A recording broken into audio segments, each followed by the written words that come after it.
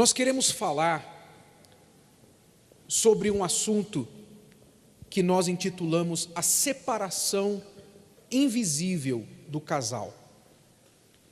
Isto se aplica, o que nós vamos falar agora, se aplica para quem está bem no casamento, se aplica para quem está separado, fisicamente ou dentro da mesma casa, e se aplica também aos noivos, namorados e solteiros, porque é uma atitude muito comum a todas as pessoas. O que acontece que gera a separação invisível do casal? Antes da separação visível, vem a separação invisível, quando o casal ainda está até junto, mas já estão separados aqui dentro, no coração. Quando você vê um casal separando fisicamente, é porque eles já separaram invisivelmente, emocionalmente, há muito tempo. Ok? Então é importante você entender essa separação invisível. Como que essa separação invisível acontece? Muito bem. No início do relacionamento, quando você conhece uma pessoa, vocês começam a conversar, namorar, o que normalmente acontece? Você começa a perceber todos os pontos positivos da pessoa. Você nota a beleza, você nota o comportamento da pessoa, as qualidades que ela tem, e você muitas vezes até cita, você verbaliza essa sua apreciação fazendo elogios. E você, quando encontra, você fala, poxa, você está tão bonita hoje, gostei da sua roupa, gostei do seu cabelo. Ela fala para ele, poxa, eu gosto da sua sinceridade, você é uma pessoa responsável, você me parece uma pessoa de caráter, eu gosto disso, eu gosto de pessoas assim e tal. Então, vocês não economizam elogios no início do relacionamento. Isso é comum, até porque, se não houver um pouco disso, não há atração. Então, isso é normal no início. Passado um tempo, é inevitável que você comece a notar, além das qualidades, também os defeitos. E todos nós os temos. E aí, se você não souber como lidar com esses defeitos, você passa a ser crítico dessa pessoa. Em vez de fã, de admirador, você assume a posição de crítico. E aí você começa a falar o que você vê de errado na pessoa. Mas, poxa, também não é assim, você tem que ter cuidado com o dinheiro, você gasta muito, você é muito mão aberta. Ou então, você é pão duro, você não gasta nada, você não abre a mão para nada. Aí começam os ataques, as espetadas, as críticas, sempre na intenção de mudar, de melhorar aquela pessoa. Mas a forma que você aborda os defeitos torna você uma pessoa desagradável. E ninguém gosta de ficar perto de alguém que vive criticando. Ninguém. Por isso, essas críticas que tomam o lugar dos elogios e da admiração, elas vão separando o casal emocionalmente. Então, a pessoa não sente mais vontade de falar, de compartilhar, porque ela pensa assim, não vou nem falar nada porque ela vai criticar. Eu não vou nem falar nada porque ele vai criticar.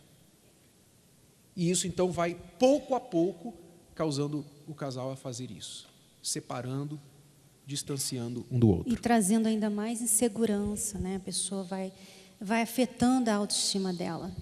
Muitas pessoas, elas usam a desculpa de crítica construtiva.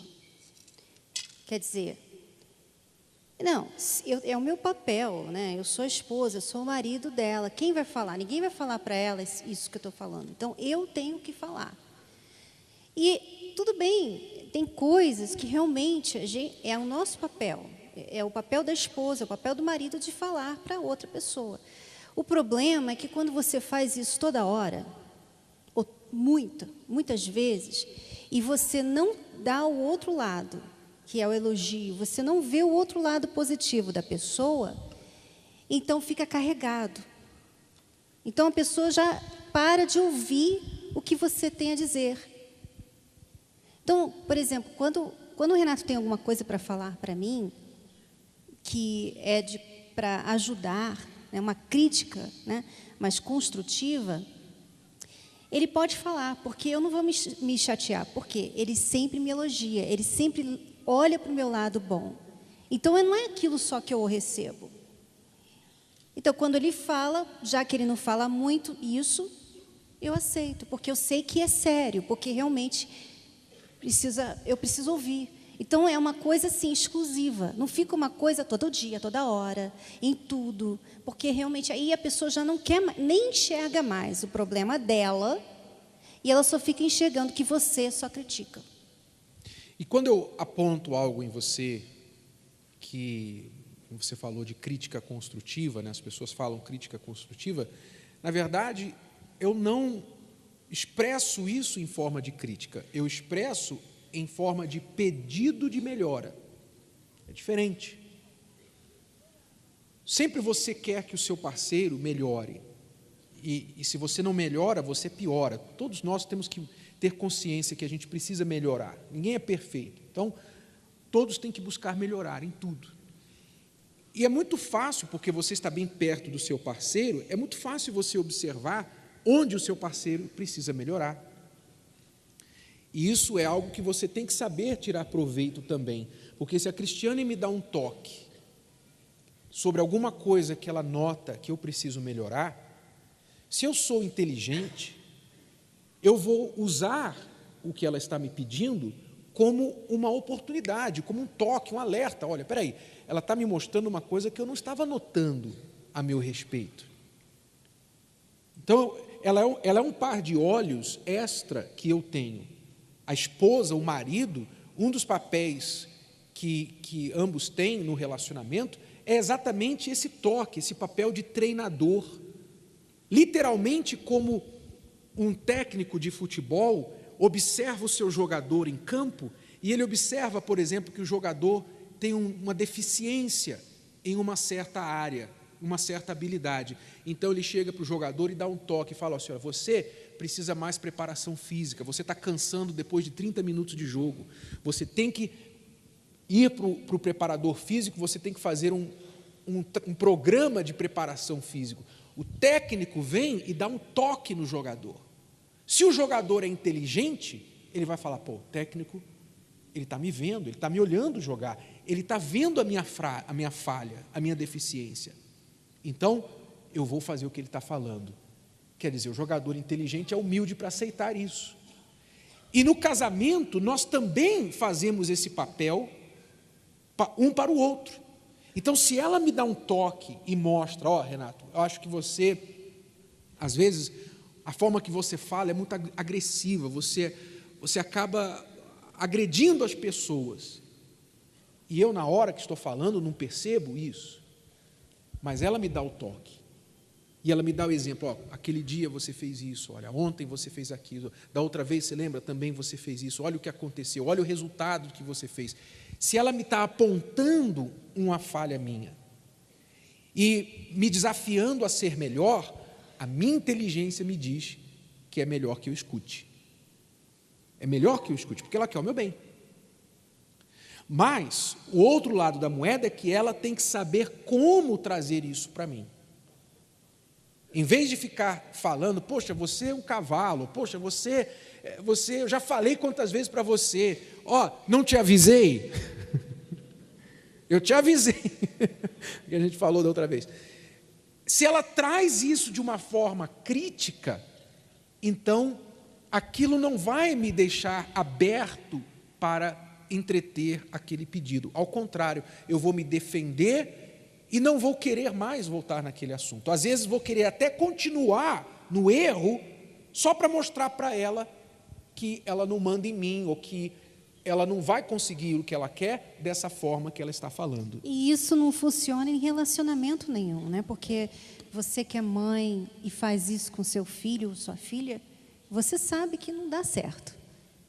Isso afasta você da sua filha. Se você vive criticando, se você vive só olhando o que ela faz de errado. Então, ninguém aguenta isso. Não é porque você ama que você tem direito de ficar criticando. Às vezes, você pode até ver uma coisa, mas porque você já falou alguma coisa naquele dia ou aquela semana, talvez não seja a hora de falar.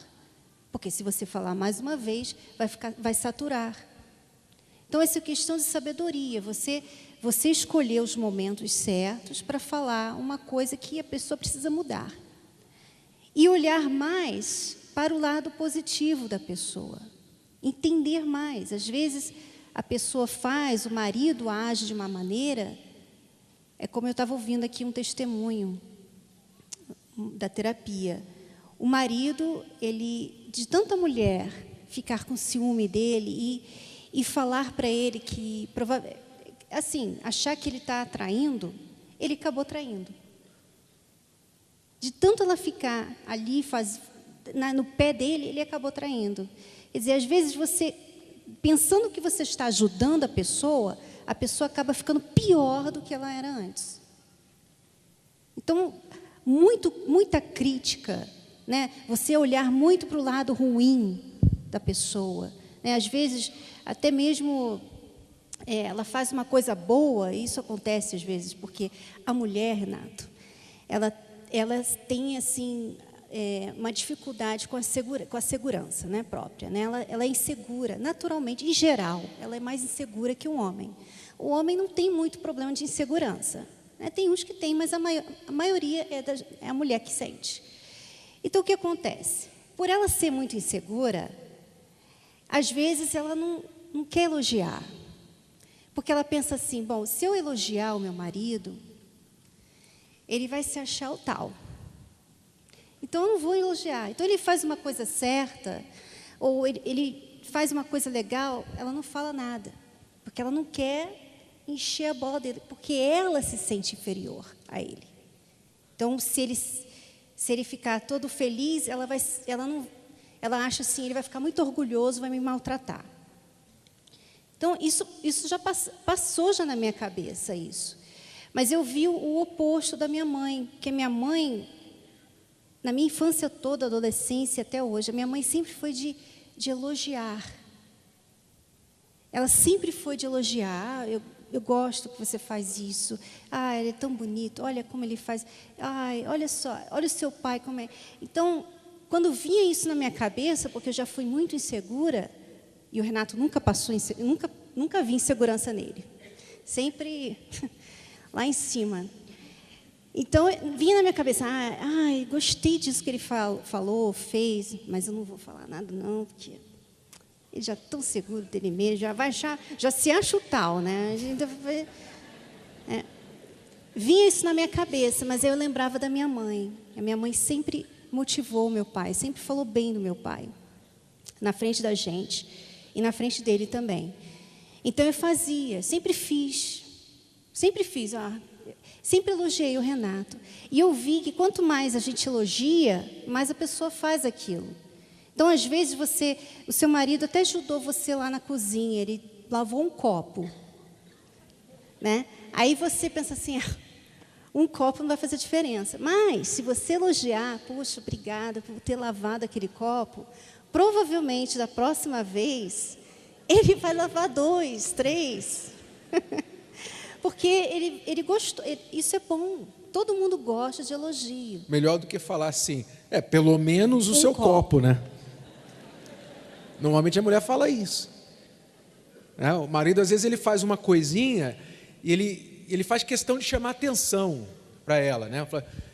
Trocou a lâmpada lá que estava 6 meses queimada. Ele vai lá, troca a lâmpada e fica esperando para ver se ela nota, né? Fica esperando, ela passa, ele faz questão de acender a luz para ver que ela nota. Aí, ao invés dela falar, puxa, meu amor, que maravilha, muito obrigado, puxa, que legal, que bom ter você aqui, olha, poxa, não, ela fala, Até que enfim, hein? Olha, 6 meses. Ó, enquanto você está nesse embalo aí, lá na garagem, aí começa. Pronto, aí o cara já... Então, realmente funciona. Você, em vez de apontar o defeito, você ser uma achadora ou um achador de defeitos, você ser um achador de qualidades. Achar a pessoa fazendo certo, em vez de ficar achando que ela está fazendo errado, e exaltar o certo, porque a pessoa vai sentir vontade de fazer mais. Eu tenho mais uma coisa para falar. Vamos lá. E uma das maneiras que eu consegui vencer as minhas inseguranças foi através dos elogios do Renato. Porque quando eu comecei a sair do meu casulo e tal, comecei a me descobrir, as poucas coisas que eu comecei a fazer, ele vinha e elogiava. Ai, gostei, Bessa, olha, você escreveu aquilo, foi muito legal, olha, adorei o seu livro, ele fez questão de ler o meu livro. Então, ele foi me motivando a fazer mais. Olha, eu ouvi uma pessoa falar que gostou muito do seu livro e tal. Então, aquilo me ajudou. Aquilo me ajudou. A melhor coisa que tem para vencer as nossas inseguranças é ouvir o feedback das pessoas de que a gente não é aquilo que a gente pensa que é. Elas não veem aquilo na gente. E a melhor pessoa para fazer isso é o seu marido, a sua esposa, né? Uma vez eu lembro que a gente ia fazer um lançamento do meu livro e eu não tinha ainda o hábito de pegar o microfone e fazer reunião. Eu comecei isso aqui no Brasil, né? Lá fora eu não fazia isso. Eu não pegava o microfone, não fazia reunião, não fazia palestra. Eu era mais de escrever. Então, nesse lançamento eu ia ter que falar. E eu estava nervosa, eu estava, ai meu Deus, o que eu vou falar e tal. E ele sempre falando assim: ah, você vai dar tudo certo, você vai arrebentar. Você não precisa ficar assim, você vai arrebentar. Pode ter certeza. E eu fiz a palestra e tal. E lá atrás, na igreja, o Renato estava lá, no meio das pessoas, lá no fundo, e ele levantou um papel para mim. E em inglês falava, you rock. Como é que fala em português isso? Você arrebenta, em outras palavras. Você arrebenta. está arrebentando. Puxa, aquilo foi tão bom para mim. Porque, poxa, então eu estou fazendo direitinho. Isso ajuda muito. Se ele ficasse só falando assim, ah, você falou bem, mas você podia ter falado assim, sabe? Aquela hora que você falou aquilo, você podia ter falado dessa outra maneira. Não ia ajudar. Com certeza eu errei muitas vezes, eu ainda erro. Mas ele não foca nos meus erros, ele foca no meu lado bom. E isso me ajuda a melhorar como pessoa, a melhorar nas coisas que eu faço. Se eu tivesse um crítico do meu lado, ia ser muito difícil sair do meu casulo, né? Porque às vezes o homem tem ali uma esposa insegura e ele não ajuda, porque ele não elogia as coisas que ela faz, ele não aprecia. Ela chega em casa cansada, ela arruma a casa, ela cuida de tudo e ele acha que isso é obrigação dela. Então ele não está ajudando, não está incentivando. Por isso que às vezes ela fica amargurada, fica triste. Ele não está mostrando para ela o quanto ele aprecia, o quanto ele vê o lado bom daquilo. Então, como era no início, né? Que os elogios eram abundantes no início, depois eles param e dão lugar à crítica, às críticas muitas vezes. Então, essas críticas são o que separam o casal. E se você, por exemplo, está bem agora no seu casamento, você tem que observar isso, porque às vezes você tenta mudar a outra pessoa, mas toda vez que você fala naquele assunto, você vem com uma crítica. E essa crítica só cria resistência, menos vontade de mudar. Então mude a estratégia. Talvez você já está separado, e uma das razões por que vocês estão separados é porque, claro, houveram muitos problemas entre vocês, mas, às vezes, quando vocês ainda se comunicam, vocês sacam a lista de erros que vocês têm guardado um do outro. Quando você fala com ela, ela fala com você, vocês conversam, então você já começa a falar, mas você já mudou? Mas você ainda está fazendo aquilo? Aí vem as cobranças e as críticas. E isso simplesmente mantém os dois longe um do outro. Eu não estou falando que você vai aceitar a pessoa de volta se ela ainda está no erro, mas você não precisa ser aquele que vai sempre ficar cutucando, apontando os erros, principalmente os do passado, que já não estão no presente. Os solteiros também cometem esse erro. Aí você pensa, mas como que um solteiro pode cometer esse erro se não tem ninguém no relacionamento? Normalmente acontece assim. Uma amiga chega para você, solteira, e aponta ou fala para você de um rapaz. E fala assim, olha lá, é aquele ali que eu te falei. Olha, pode ser para você. Aí você olha para o rapaz que ela está falando e fala, gordinho. Mas ele é barrigudinho. Muito baixinho. Mas não é assim do meu tipo, não gosto. Aí começa a olhar o quê? Os defeitos, aquilo que você não gosta, que não te agrada. Mesma coisa o homem. Olha uma mulher e começa às vezes a olhar já o que está errado, o que tem de errado com ela. Sendo que muitos casais, inúmeros casais que a gente conhece, e você também deve conhecer, eles, quando se conheceram, muitas vezes não foi amor à primeira vista, não foi assim aquele tchan, aquela química, primeira vez que vi já me apaixonei, não foi isso. A maioria dos casais, eles olharam, chamou a atenção alguma coisa, mas eles se deram a oportunidade de observar, de conhecer mais.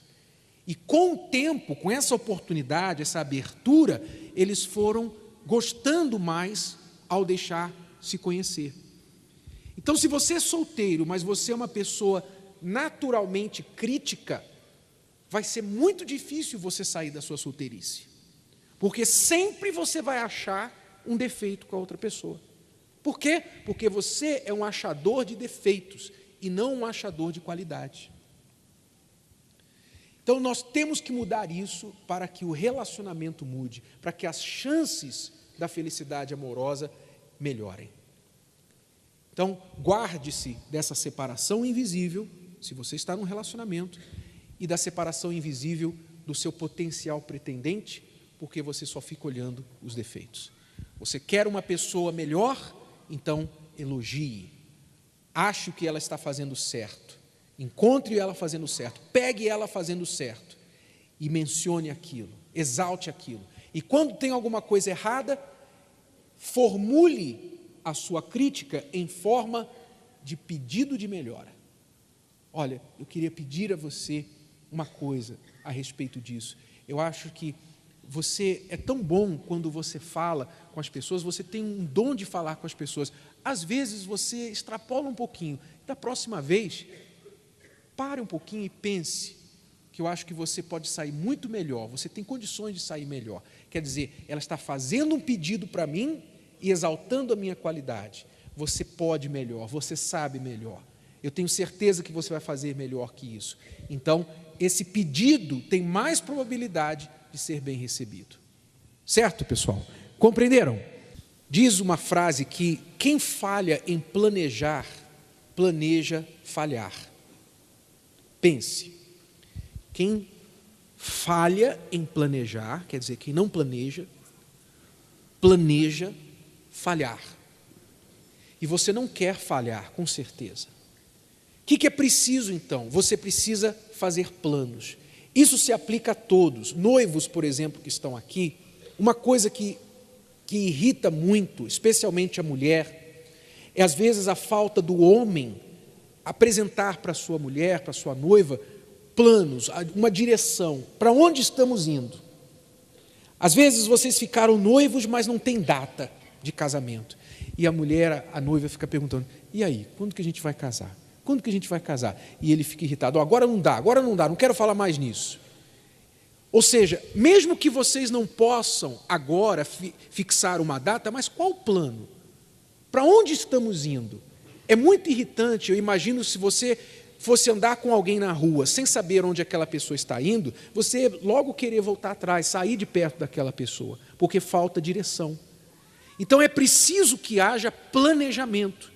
Se vocês são noivos, então, quando vocês vão poder casar? 6 meses, 1 ano, 2 anos? O que vocês precisam antes disso? E o que está sendo feito a respeito?